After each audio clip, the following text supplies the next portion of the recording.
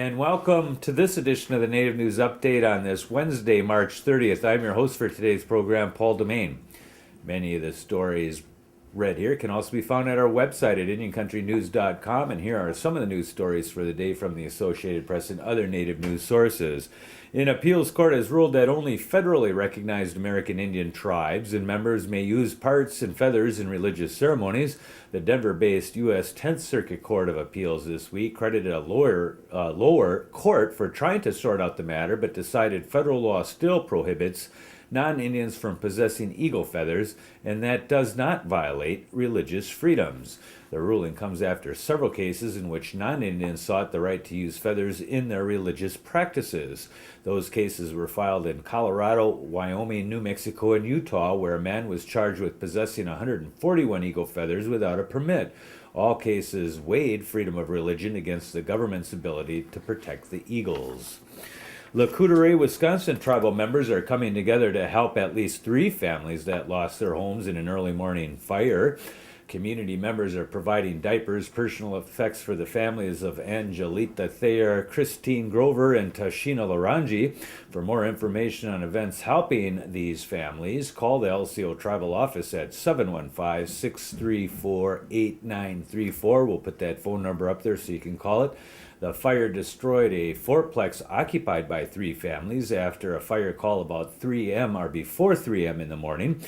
For the Native News Update in IndianCountryTV.com, LCO correspondent Lonnie Barber recorded this interview in video. LCO fire was paged out at 2:30 for a fully involved structure, which was the fourplex at Water Tower. We responded with 3 fire vehicles. We arrived on scene at 2:48. LCO had 4 people on scene. We called in Town of Hayward for mutual aid. They brought in 15 people and 4 trucks. Bass Lake was also called. They brought 1 truck and 4 people, and the city of Hayward also was paged for manpower. We broke the fire down into operations. I was the IEC incident commander. We had Town of Hayward running operations, and then LCO also ran safety, and then we rotated through the positions. It's now 10:03. We just got done, like I say, we got paged out around 2 o'clock.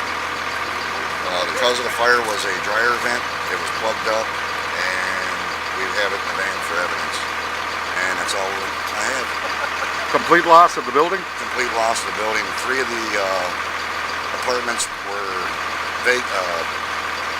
residents living there, and 1 of them was vacant. And they're going to be staying at the casino tonight until TGV and housing comes up with another place for them to stay. Okay, thanks a lot, Eric.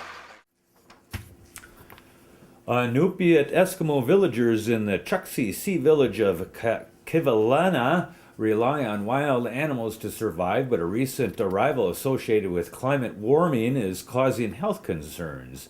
Beavers have colonized the Wulik River, Kivalana's main source for water. Beaver feces carries a microscopic protozoa that can cause giardia, known to campers elsewhere in Alaska as beaver fever. Diarrhea and vomiting are symptoms. Kivalina hunters use the Wulak as a corridor to inland caribou herds, have been warned to boil water before drinking it. Beavers are among the unwelcome changes associated with climate change, says Michael Brubaker, lead author of reports documenting how 2 Northwest villages have been affected. The appearance of North America's largest rodent was a sign and a signal that a traditional water source was changing. Warming is rotting the sea ice that villagers used to hunt marine mammals, thawing ice cellars used to store food, disrupting utilities, and interrupting the rhythms of life that have sustained Arctic communities for centuries.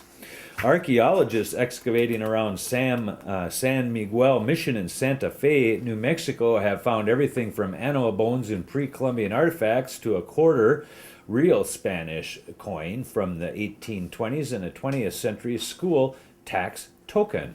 San Miguel Mission is known as the oldest church in the United States. It was built in 1610, destroyed by fire in 1640, rebuilt in 1645, destroyed again in the Pueblo Revolt of 1680, and rebuilt again in 1710. The nonprofit Cornerstones of Santa Fe, which has helped restore more than 360 churches and other earthen structures in the Southwest, began working on the mission last year. Archaeologists Alicia Abbott and Elizabeth Oster supervised the excavation of a 75-foot trench on the south side of the church. As expected, the excavation turned up some human remains, according to the Santa Fe New Mexican. Most were disarticulated bones, which indicated that they had been disturbed by previous excavations for utility work, Ostar said. A nearly complete skeleton was also found, but it was not known for the time being whether that person was of native or European descent. Oster said the excavators eventually will meet with tribes in the area in the Archdiocese of Santa Fe to determine what will happen to the bones.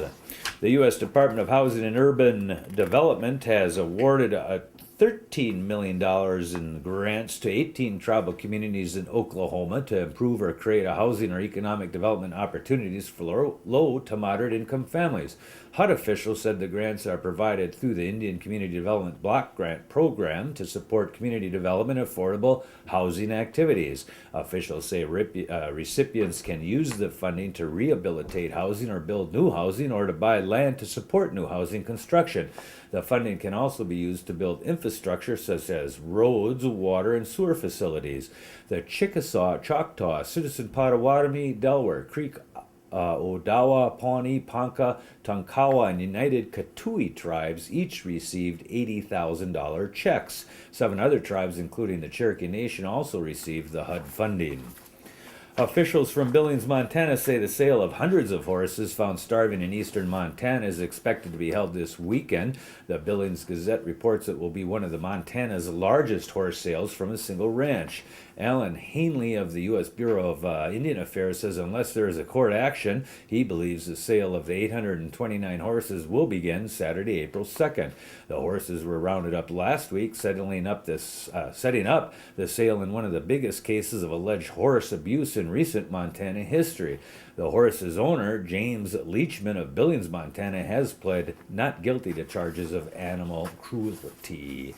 The Yakima Valley Dairy Farmers Association has presented a check for $61,000 this week to the White Swan Relief Fund in the state of Washington. KNDO reports the money will help pay for food, clothing, and other supplies for victims of the February 12th wildfire that destroyed 18 occupied homes on the Yakima tribal lands.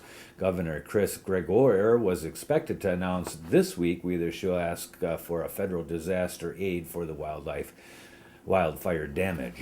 And that is the latest roundup of news from Indian Country on this edition of the Native News Update. We want to thank you for joining with us and come back again soon. Miigwech.